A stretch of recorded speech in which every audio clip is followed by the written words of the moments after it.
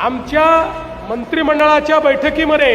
आम्ही हा निर्णय केला की मुंबईमध्ये मोठ्या क्लस्टरची आम्ही पॉलिसी आणली आणि झोपडपट्ट्यांनाही क्लस्टरमध्ये त्या ठिकाणी विकसित करण्याचा आम्ही निर्णय घेतला। कारण आमच्या समोर एकच विचार होता की आडवी असलेली झोपडपट्टी केवळ उभी केली म्हणजे आपण काही फार केल्यासारखं होणार नाही, तर झोपडपट्टीमध्ये राहणाऱ्या व्यक्तीला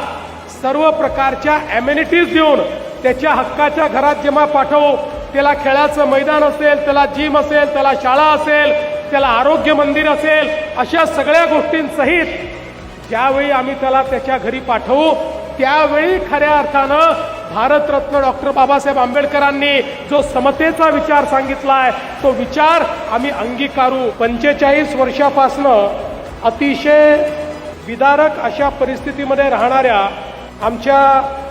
रमाबाई आंबेडकर नगर आणि कामराज नगरच्या बंधू भगिनींना एक स्वप्न जे आमच्या सरकारने त्या ठिकाणी तुमच्याकरता बघितलं होतं ते आता केवळ स्वप्न राहणार नाही आहे, तर ते स्वप्न वास्तविकतेमध्ये बदलण्याचा दिवस हा आज उजाडलेला आहे आणि या कामाचं प्रत्यक्ष भूमिपूजन